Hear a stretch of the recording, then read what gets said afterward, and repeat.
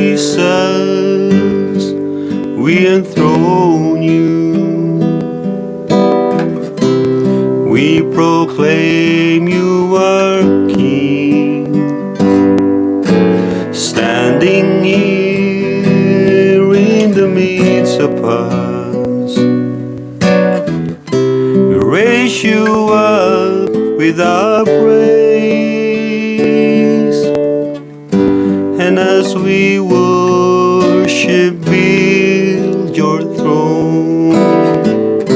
And as we worship, build your throne. And as we worship, build your throne. Come, Lord Jesus, and take your place.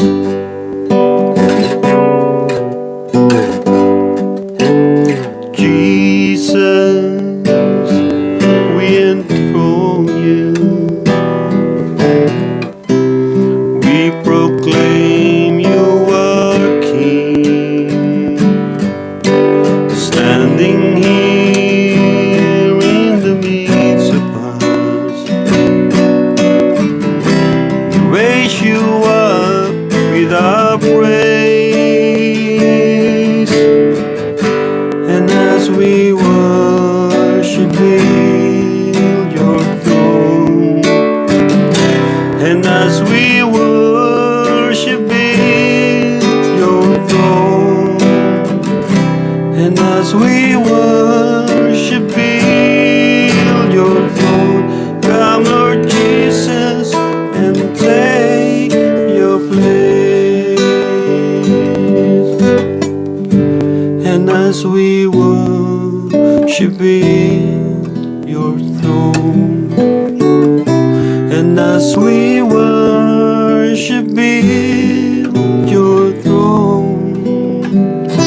And as we worship, build your throne. Come, Lord Jesus, and take your place.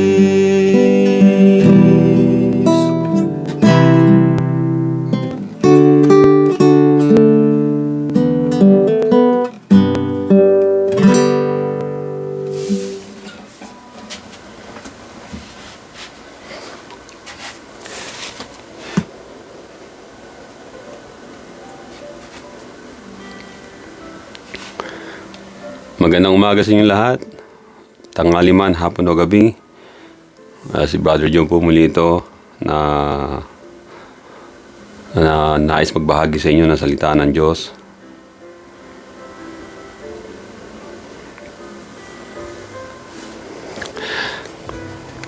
Meron akong gustong nais na ibahagi po sa inyo at ito'y laging napapanahon naman. Pag tayo nagbahagi ng salita ng Diyos ay ito ay magbibigay po sa atin ng ng pangunawa at gayon din po yung tamang gabay sa spiritual.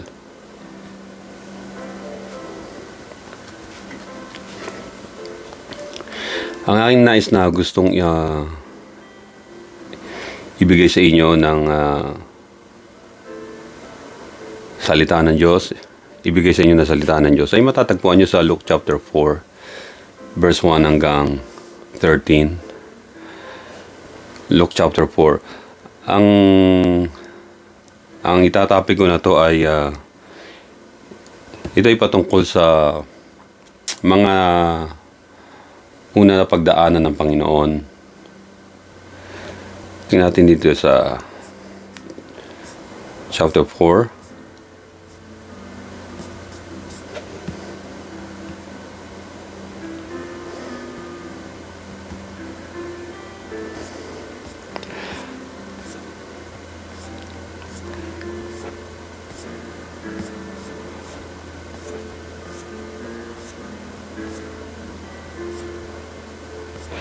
Eto, dito tayo sa, alam niyo yung ano,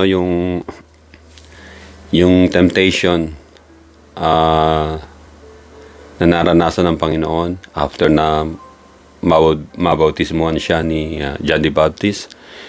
Yung temptation na ito ay recorded sa mga gospel. Sabi rito, sa Luke chapter, yung binasa natin chapter 4, o yung sinabi ko, simulan ko muna rito sa verse 1, Luke chapter 4 verse 1. Dito sa verse 1. Then Jesus, being filled with the Holy Spirit, returned from the Jordan and was led by the Spirit into the wilderness, being tempted for 40 days by the devil. And in those days he ate nothing. Afterwards, when they had ended, he was hungry. And the devil said to him, "If you are the Son of God, command this stone to become bread." Verse 4. But Jesus answered him, saying, "It is written, man shall not live by bread alone, but by every word of God." Then the devil, taking him up on a high mountain, showed him all the kingdom of the world in a moment of time. And the devil said to him, "All this authority I will give you, and their glory, for this has been delivered to me, and I give it to whomever I wish. Therefore, if you will worship before me, all will be yours."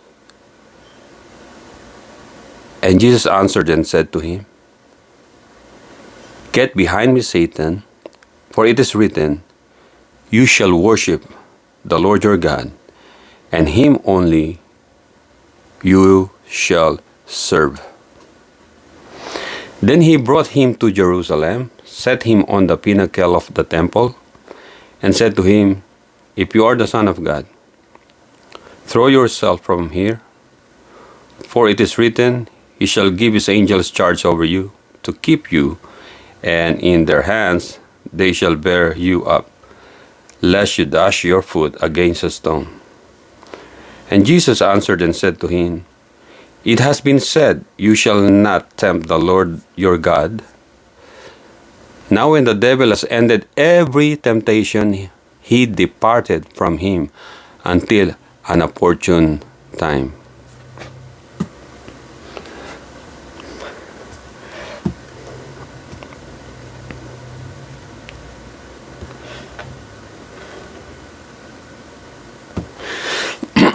Yung binasa ko rito ito ay nangyari sa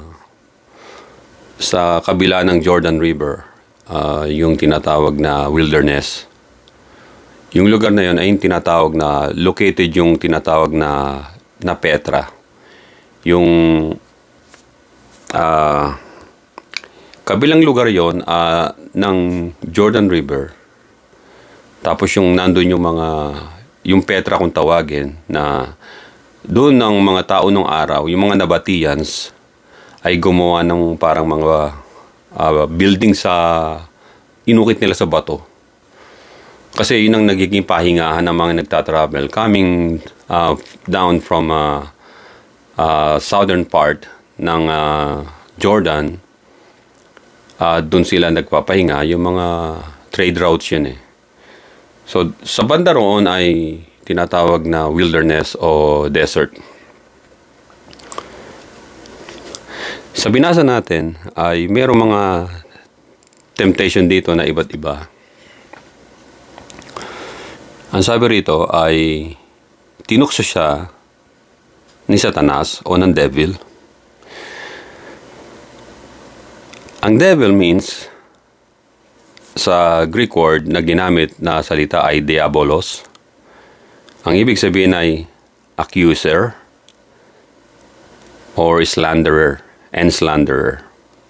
Makikita nyo dito sa Bible, sa buong Biblia, meron kasing isang tinatawag na word na ginamit dito ni Satan na ginagamit niyang pangtukso sa Panginoon, at hindi lang sa Panginoon, maging sa ibang mga mananampalataya. Ginagamitan niya ng if. If, ang ibig sabihin ng if o if, this is an introducing a conditional clause. Parang makikita nyo, pag sinabi ang isang if, ibig sabihin, kasama na yung confusion, pagko-confuse doon. So, if was mentioned in the Bible, yung salitang if na yan, like 1,637 plus, depende sa version ng mga Bible. So maraming if na ginamit. So, included na yun yung mga sinabi ni Satanas ng devil doon sa tinatawag na wilderness o yung temptation sa Panginoon Kristo. Unang-una, si Satan tried to confuse Jesus. Tinatry niyang i-confuse si Jesus. Alam niyo kung bakit? Imagine, 40 days and 40 nights na nag-fasting ang Panginoon. At wala siyang kinain na kahit anuman, walang tubig na ininom.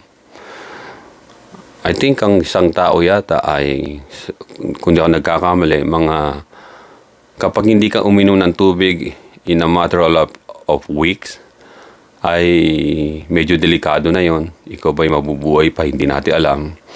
Pero dito ay nag-ayuno siya ng 40 days and 40 nights. May mga ibang tao na nag-attempt na nagawin yan. Ang nangyari sa kanila, na-paralyze sila. Yung brain nila ay nagkaroon ng, kasi na-stroke eh.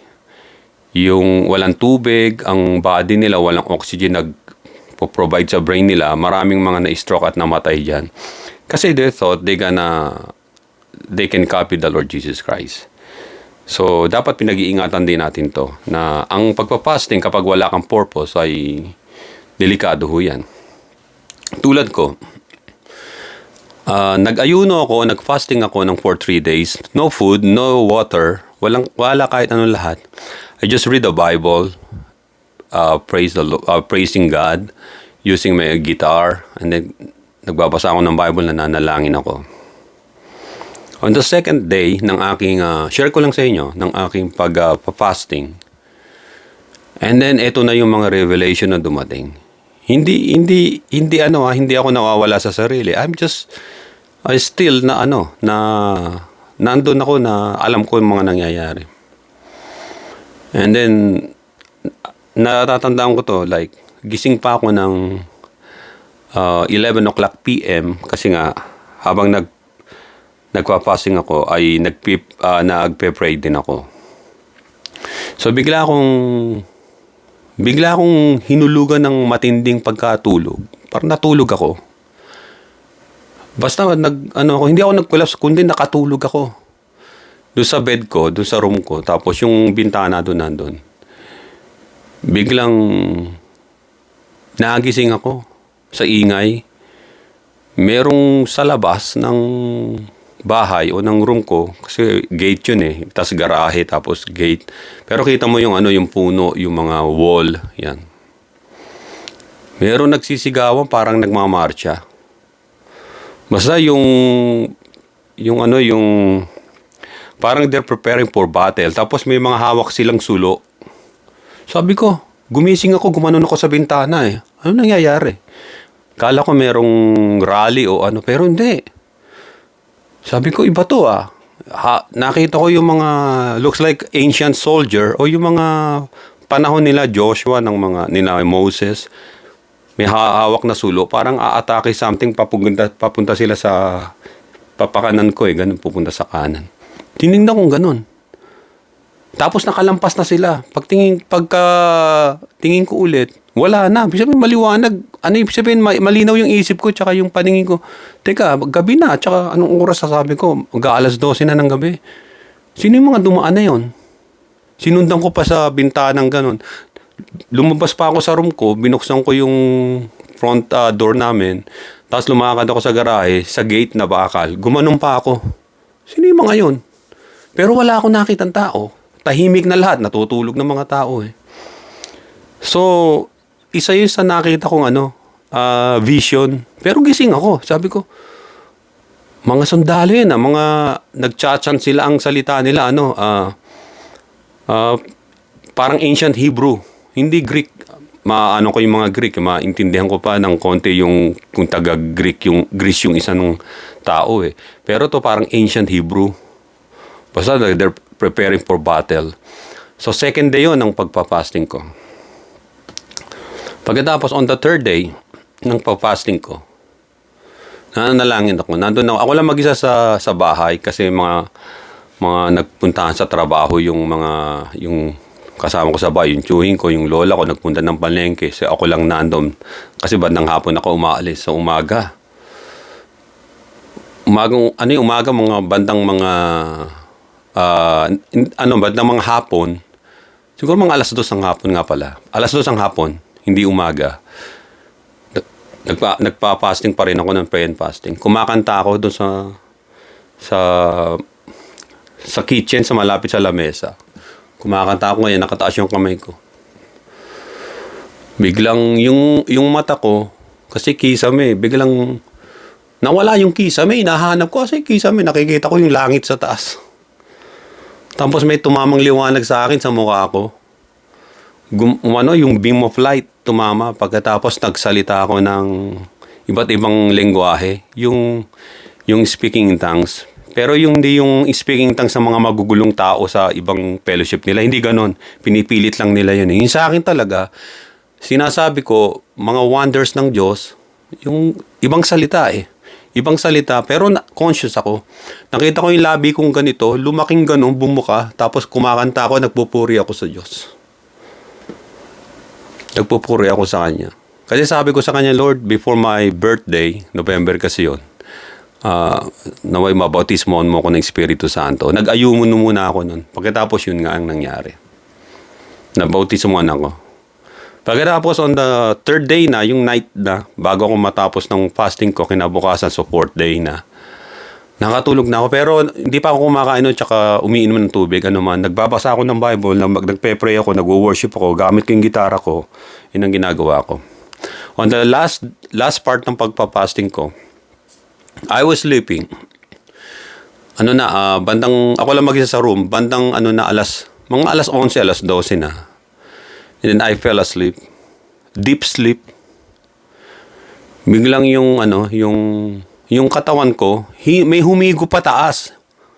Umakyat ako ng ganon. Nakita ko pa yung mga planets yung mga stars. Tapos pumasok ako sa isang parang wormhole. Hindi ko pa alam yun yung mga ganon-ganon. Tapos nagkikintaban yung gilid ko, yung left and right na nakikita ko sa mata. Naka-float ako. Pagkatapos, doon ako dinala. Nararamdaman ko yung hangin malamig-lamig na malakas Dinala ako doon sa isang planet. Sabi ko, ano kayong lugar to? Parang buwan, parang moon. Ayun lang alam ko, moon Pero sa isang planet, ang ginawa ko, sabi ko, nasan ako nandun? Umupo ako sa isang bato. May bato ron, makikita mo yung luminous ng planet na yun. Nandun ako, kala nyo yung kailang mag-isa sa disyerto, tapos yung ilaw very soft, tapos bandang madilim ang bandang taas doon sa kabila. Bigla nakaupo akong gano'n, nag-iisip ako, nasan ako? Parang naligaw ako, nasan ako? Biglang sabi sa akin, maganda ka, prepare. Gulat ako, bakit nakita ko, merong bumabang malaking tao. Parang puti siyang, hindi naman kumikintab na puti, parang lang, ang kulay ng damit niya. Alam niyo, parang yung plastic na cellophane na gano'n, at pag tinamaan ng liwanag ng konti. Bumabang gano'n, pagkatapos sabi sa akin, handa ka.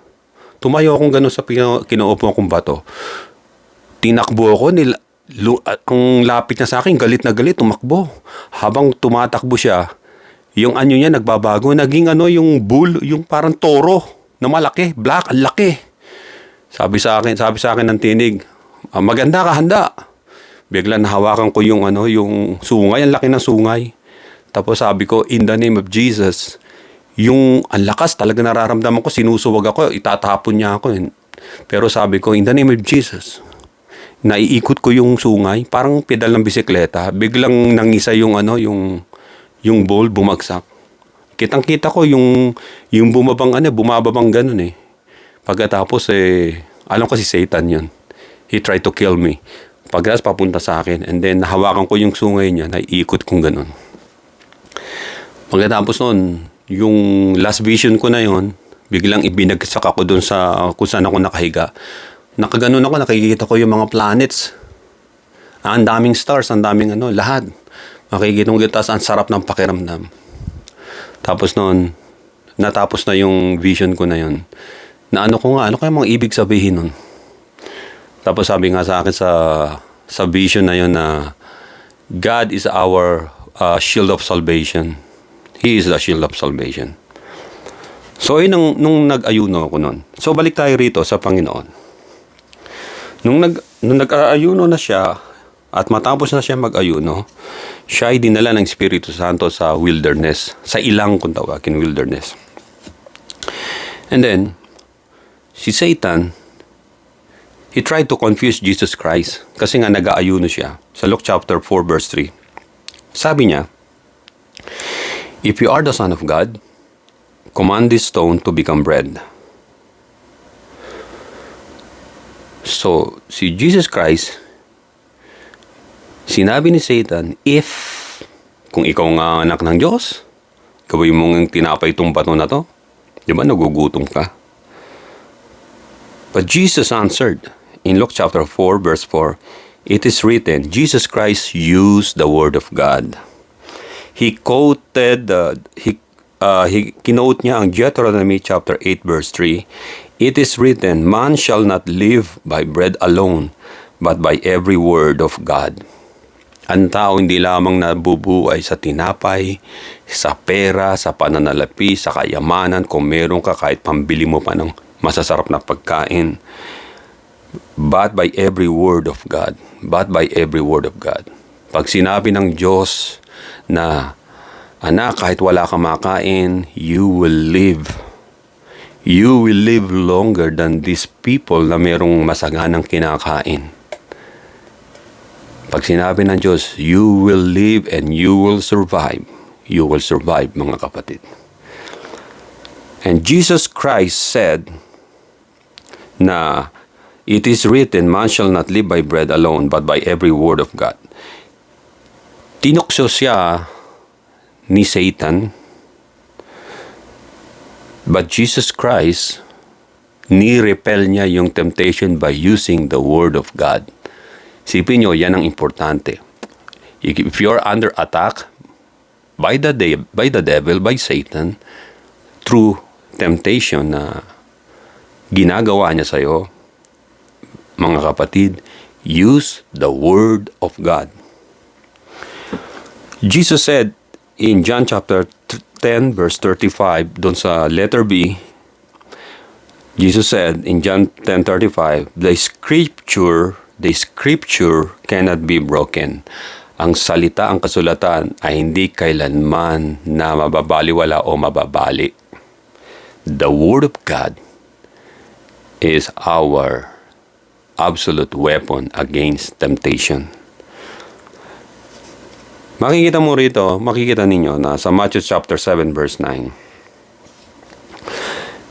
Sinabi rito sa verse 9, or what man is there among you who, if his son ask for bread, will give him a stone? Makikita natin dito na kung ang inyong anak ay nagugutom, tulad ng Panginoon Kristo, nagugutom siya doon sa after na mag-ayuno siya, mag-fasting siya. At alam ni Jesus Christ, ang mga katagang pag nagutom, o anong ibibigay mo sa isang taong nagugutom? Sabi niya sa Matthew chapter 7 verse 9, or what man is there among you who, if his son ask for bread, will give him a stone? Kung ang inyong anak ay nagugutom at humingi ng tinapay, bibigyan niyo ba ng bato? Makita natin si Satanas, di ba? Binibigyan niya si Kristo ng bato kasi nga, hindi gawain ng tunay na Diyos ang isang taong nagugutom, humihingi ng pagkain at ay bibigay mo pa bato. Si Satanas lang ang gumagawa nun. Si Satanas lang. Kaya sinabi ng Panginoon, man shall not live by bread alone. At yung binibigay ni Satanas na yon ay bato na siyang sinabi ng Panginoon, ang gumagawa lang noon ay mga masasamang tao. Ang sabi rito, if son ask for bread, will give him a stone, sa verse 10, or if he ask for a fish, will he give him a serpent? Verse 11, if you then being evil know how to give good gifts to your children, how much more will your Father who is in heaven give good things to those who ask Him? Kayong mga tao ng mga makasalanan nga, tayong mga evil, ang sabi, yung mga taong evil. Tandaan ninyo, lahat ng tumanggap sa Panginoon sa Kristo ay naligtas at ay tinatawag ng mga children of God, children of light, children of righteousness also. So dito, makikita natin dito na ang mga tao raw, although mga makasalanan, ay they know how to give good gifts to your children. How much more will your Father who is in heaven ibibigay niya ang inyong mga kailangan sa mga humihingi sa Kanya. So dito makikita natin na yung panunukso ni Satanas sa Panginoon Kristo ay bato ang binibigay sa Kanya para gawing tinapay. Ayun ay kagagawa ni Satanas. Demonic yun. Kaya makikita natin doon na sinabi ng Panginoon, man shall not live by bread alone.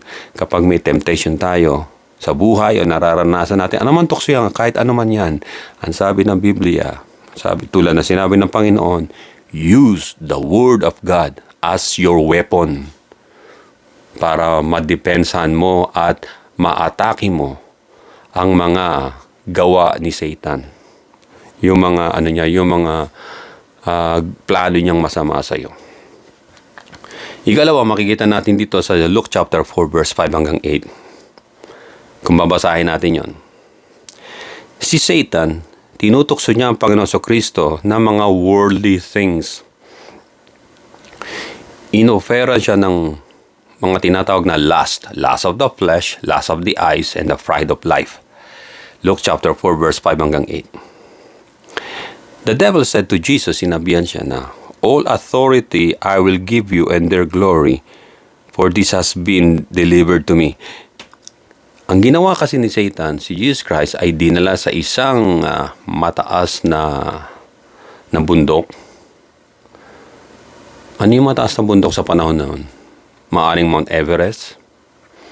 At in a glimpse, pinakita sa kanya yung mga yaman ng mundo. Yung mga kayamanan nila, yung mga kingdom ng mundo. Sabi na yung Satanas sa Panginoon Kristo, all authority I will give you and their glory, for this has been delivered to me. Makikita natin dito na ang panunukso ni Satanas sa isang tao ay papangakuan siya ng kapangyarihan, kaluwalhatian o glory, sapagkat yun daw mga bagay na yun ay naibigay na raw sa kanya ayon kay Satanas.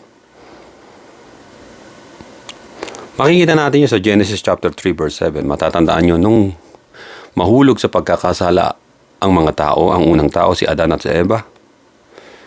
Ang kaluwalhatian nila ay isinurrender nila at ang authority isinurrender nila o isinurrender ni Adan kay Satanas, kay Lucifer.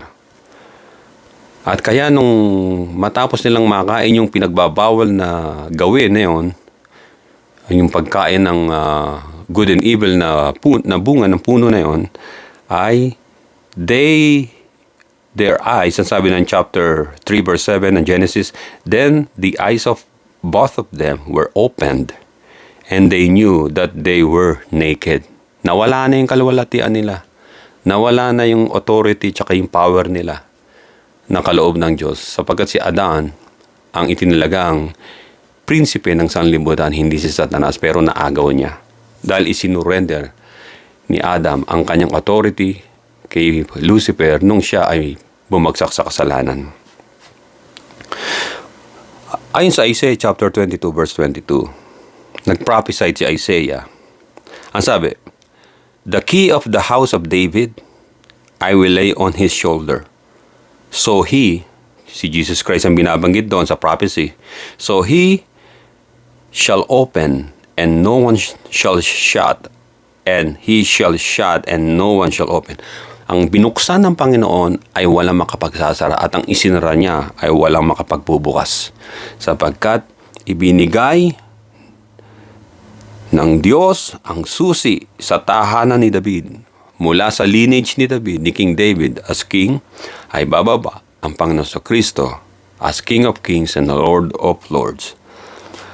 Kaya makikita natin dito na nung inooperan ni Satanas ang Panginoon sa Kristo, bibigay ko sa iyo lahat ng kayamanan niyan, prestige, lahat yan. Bibigay ko sa iyo yan. Kung sasambahin mo ko, sabi niya. Think about this. Ibabalik ko to sa kapanahunan natin. Bakit marami ngayon mga gospel preacher ang sobra yayaman? Malalaki ang bahay. May mga eroplano na, tsaka may mga jet plane, tsaka helicopter. Tsaka ang daming mga nakuwang pera, naipon na pera, o naibulsa nila, naibangko nila. Bakit? Kayo makakasagot niyan. Yung temptation dumating sa kanila, tulad ng temptation na naranasan ng Panginoon. Yung temptation na sinasabi na, all authority I will give you and their glory, for this has been delivered to me. And then yung mga preacher na yon, yung mga prosperity gospel preachers ngayon, ang mga tao na yon, anong ginawa nila? They surrendered their souls to Satan para makamit nila yung yaman habang sila'y nangangaral.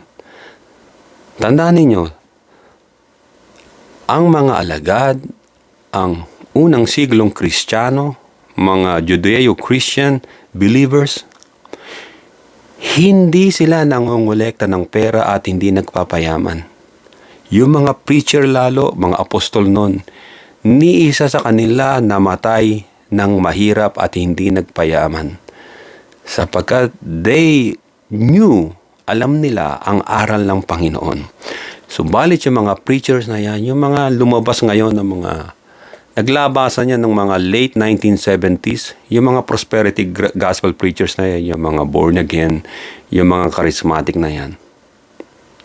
Late 1970s and early 1980s, parang mga kabutihan nagdatingan. And then they keep on preaching tithes and offering, na which is not a part of the doctrine ng mga apostol ng Panginoon at ng unang siglong Kristiyano. Hindi. Itatapi ko yun sa ibang pagkakataon. Pero makikita natin na yung mga preacher na maaring napapakinggan nyo o kabilang kayo doon, makikita nyo yung lifestyle nila. Nasa kanila lahat ang yaman. Merong sariling eskwelahan.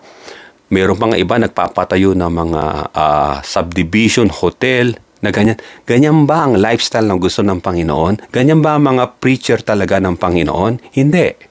So, kaninong preacher yung mga yan? Kay Satan. Kasi inopera na ng Satan ng authority and glory and prestige ang mga preacher na to. Yung tukso na binigay ni Satanas sa kanila ay kinagat nila. Wholeheartedly kinagat nila. Kaya makikita natin sa huling araw, sa tinatawag na final judgment, bubunutin ng mga halaman na hindi itinanim ng Ama, ang sabi ng Biblia, at dadalhin sa sunugan at susunugin. At yung mga tunay na mga binhi ng Diyos ay dadalhin sa kanyang tinatawag na storehouse o kaharian. Makikita natin doon nung inooperan si Jesus Christ ni Satan ng authority and glory dun sa temptation sa wilderness. Kinote ni Jesus Christ ang Deuteronomy chapter 6 verse 13 at nandun din sa Matthew chapter 4 verse 10. Jesus Christ said, nung sinasabihan siya ni Lucifer o ni Satan na I will give authority, all authority I will give you, and their glory and the money, kasama na yung money, prestige, brand new house, magagandang sasakyan, magagara, mayroon pang jet plane, helicopter, lahat, mga bank accounts, I will give you all of this because this has been delivered to me. If you worship me. But Jesus Christ said, you shall worship the Lord your God, and in Him only you shall serve. Ni-repel ni Jesus Christ, kinik out niya yung mga temptation ni Satan sa kanya sa pamamagitan ng Word of God. Jesus Christ used the Word of God because si Satan, he used the Word of God too. And then Jesus Christ, he used the Word of God para ma-counter niya yung Word of God na ginamit ni Satanas na alam natin na he just using it para makapanlin lang. And then what happened? Jesus Christ said, you shall worship the Lord your God, and in Him only you serve. At pangatlo, Satan uses the Bible as his main tricks to trick every believers na akala nila nasa tama sila, and then Satan will gonna use the same Bible na hinahawakan ng mga believers o ng sino mang Christian o ng sino man nagbabasa ng Bible. Satan, until now, he's using the Bible to trick you, para i-tricks kayo at mahulog kayo sa kapahamakan at sa impyerno. Makikita natin yan doon sa Luke chapter 4 verse 9 hanggang 12. Dinala ni Satan si Jesus Christ sa pinnacle ng temple sa Jerusalem. Sabi ng verse 9, if, he uses again if to confuse Jesus, if you are the Son of God. But Jesus knew that He is the Son of God, born of a virgin. Si Jesus Christ, ang Word that became flesh, ang Logos na naging Rema o salita, na naging Rema, nagkatawang tao. Satan uses the same Bible na meron tayo to trick Jesus and to trick you and me. But makikita natin yung trickery na ginagawa ni Satan. He said to Jesus, if you are the Son of God, throw yourself down from here. The devil, ang sabi rito, the devil uses Psalms chapter 91 verse 11 hanggang 12. Ginamitan niya ng Biblia ulit si Jesus Christ. Ginamitan ni Satan ng Biblia.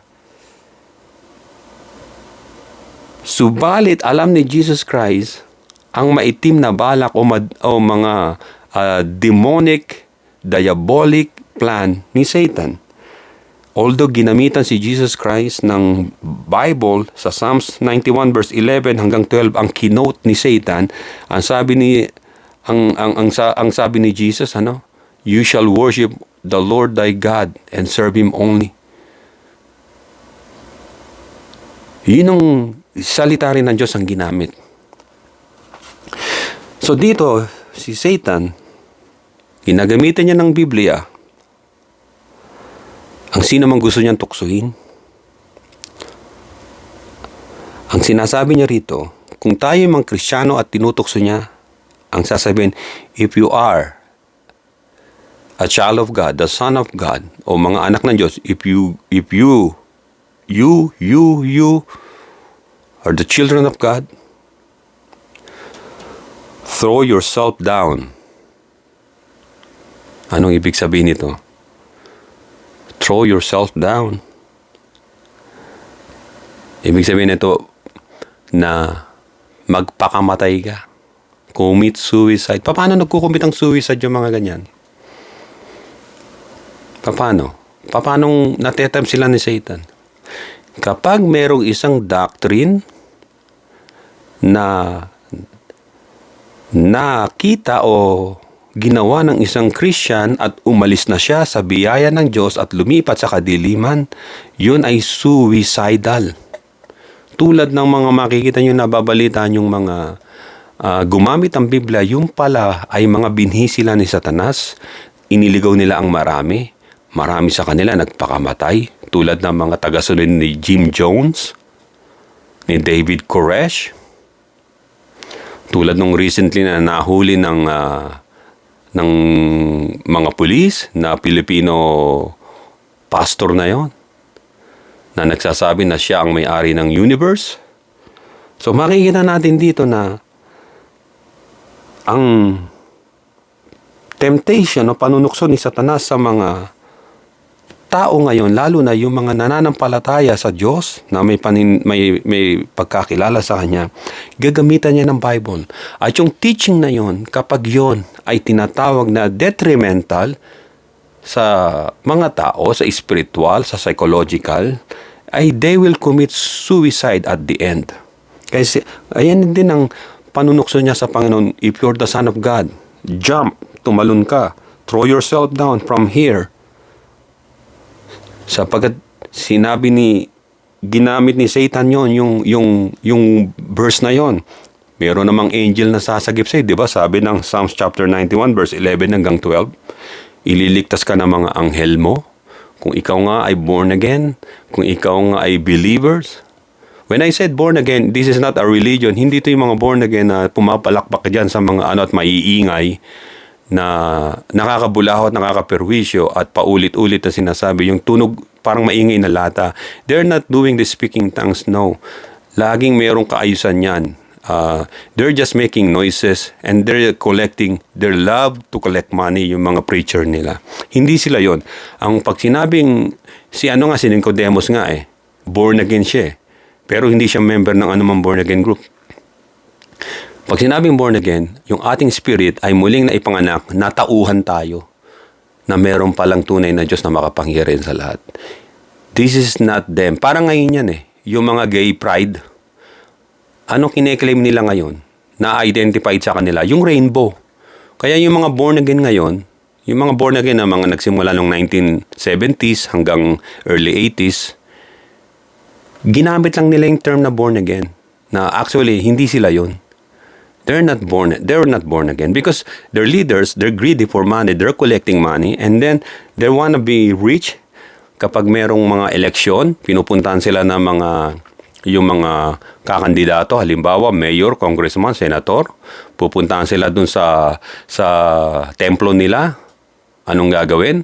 Mag-o-offer ng pera yung senador, yung congressman. Saan ang galing yon? Sa kaba ng yaman na ninakaw nila. Yung mga pastor, tuwan-tuwang ngiting aso yan.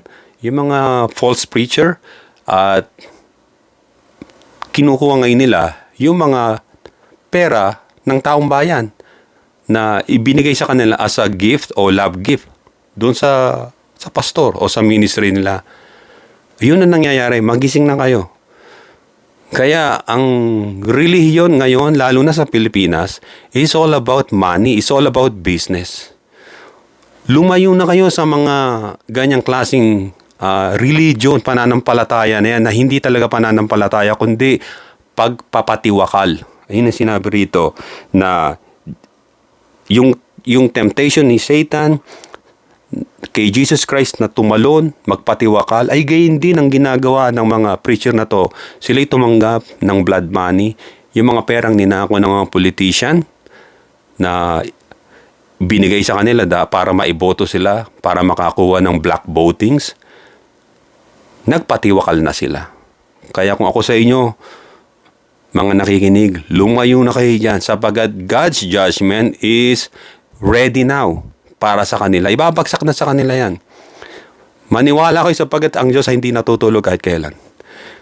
Kung kayo ay, tandaan ninyo, sinabi na ni Jesus Christ, if there's 2 or 3 that gather in my name. Hindi sinabi, if there's 2 or 3 that gather in the church or in the building or fellowship o nasa ilalim ng templo. Hindi yon. If 2 of you and 3 that gather together in my name, I am in the midst of them. Kapag nag-gather tayo sa pangalan lang ng Panginoon, hindi nag-gather sa loob ng building o churches na yan, yung mga gawa sa bato, ginawa ng mga kamay ng tao, sapagkat ang sabi ng Biblia, sinabi ni Jesus Christ na hindi nananahan ng Diyos sa mga templong ginawa ng kamay ng tao. Mananahan lang siya if we are gathered in the name of Jesus. Kahit ngayon nandito ako, napapakinggan niyo ako, nasa ibang bansa kayo, we're gathering in the name of Jesus Christ. Nandoon siya. Hindi niyo kailangan na pumunta pa ron.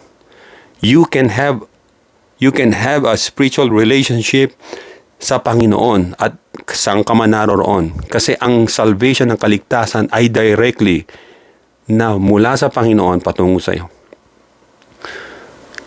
Hindi tayo pwede magpaalipin sa mga tulad ng mga false prophets na yon na they love to get your money.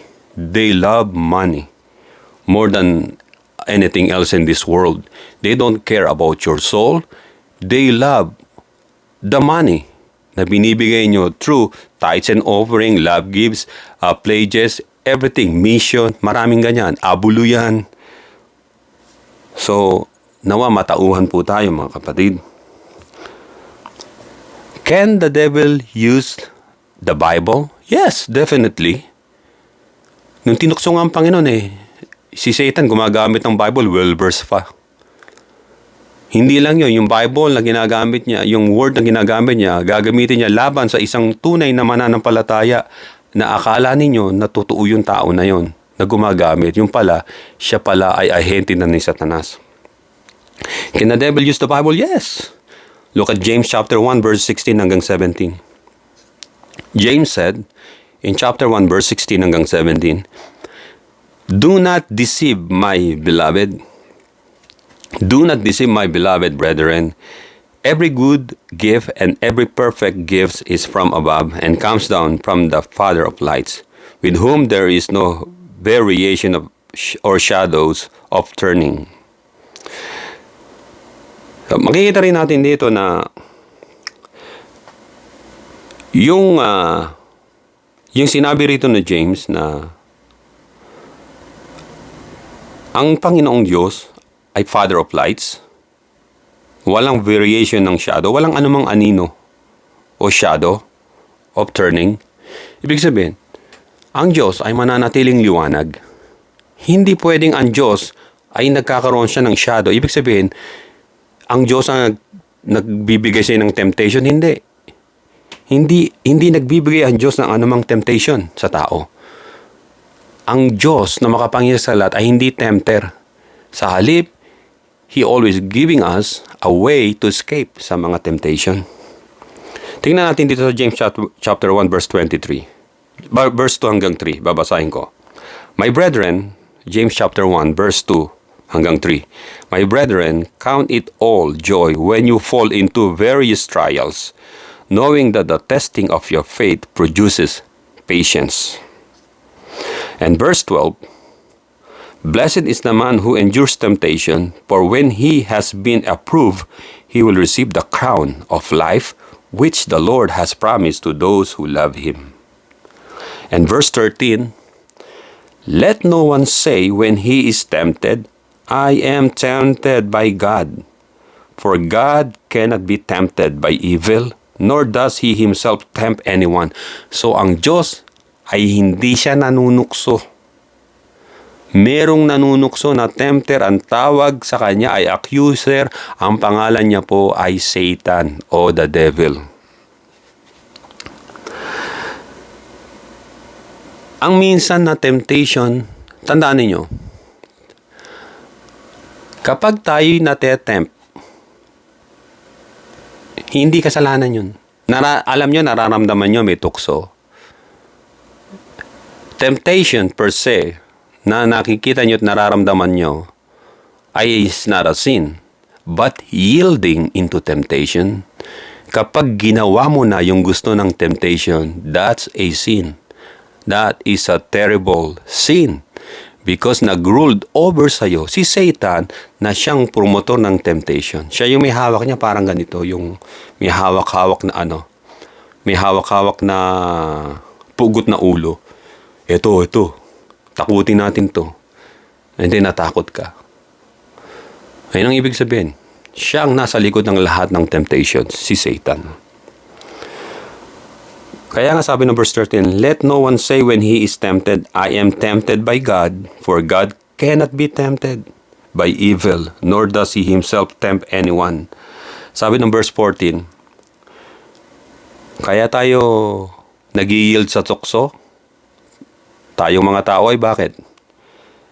Verse 14, but each one is tempted when he is drawn away by his own desires and enticed. Ito na yun. Nag-give in sa temptation is a sin. Temptation, kapag tinetempt ka ni Satan o ng ibang tao, is not a sin, but yielding into temptation. Parang sinabi ng sige nga, talon ka nga It's not a sin. Pero kapag yung sinabi niya, tumalon ka nga, doon sa ibabaw ng bubong, pabagsak doon sa semento, nag-yield ka na sa temptation. Sige nga, kainin mo nga yan, Pero kapag wala kang ginagawa, kahit sabihin niya na sabihin maghapon yun, you're not yielding to temptation. Pero kapag ginawa mo yung inutos niya sa'yo, you're yielding into temptation. At ang sabi rito, when he is drawn away by his own desires and enticed, that sin comes into his heart or her heart. Pumasok na. Sabi ng Apostle Paul sa 1 Corinthians chapter 10 verse 13, God is faithful, who will not allow you to be tempted beyond what you are able. God is faithful. Kaya nga sabi ng Panginoon, pray that you may not fall into temptation. Pray, because the devil is just like a roaring lion seeking someone who may him devoured, para ma-devoured ka o malapa ka. Si Satanas ay tulad ng mga leon na umaatungal. Nakarinig naman kayo ng yung leon? Umaabot yung nila, 3 miles away. Umaabot yung ingay nila. Minsan 5 miles away nga, pag talagang malakas na malakas. Maririnig yung ingay na nakakatakot, di ba? Ganon daw si Satan. Parang leon na umaatungal na naghahanap ng malalapa. Ano sabi ng Biblia? Ano sabi? Kapag mayroong tuksong umali-aligid, use the Word of God. Kaya nga you have to read the Bible and use the Word of God and let the promise of the Lord God Almighty through Jesus Christ our Lord and Savior and by the guidance of the Holy Spirit, sapagkat ang Holy Spirit ang nagtuturo sa atin ng mga bagay na dapat natin gawin. Ito ay labanan sa espiritual na dapat natin mapagtagumpayan. Mga kapatid, ang tukso ay nandyan yan, lagi nandyan yan. Araw-araw minsan, maya't maya. Pero yielding into temptation is a sin. Tandaan natin na pagtagumpayan ng Panginoon ang temptation ng sinabi niya, ang salita ng Diyos ay kanyang sinabi sa tempter at iniwan siya ng manunukso. Mga kapatid, use the Word of God, use the Bible as your weapon para ang tempter ay ating pong maitaboy at siya ay masugatan sa labanan. Maraming salamat sa inyo. Tumuli ang inyong kapatid si Brother Joe. Pagpalain kayo ng Panginoon at nawa ang pagpapala ng Diyos ay lagi sumayin yung lahat. God bless yung lahat. Ito po ang inyong kapatid si Brother Joe ng Karaoke, Pananampalataya at Katotohanan. Maraming po salamat sa pakikinig at panonood.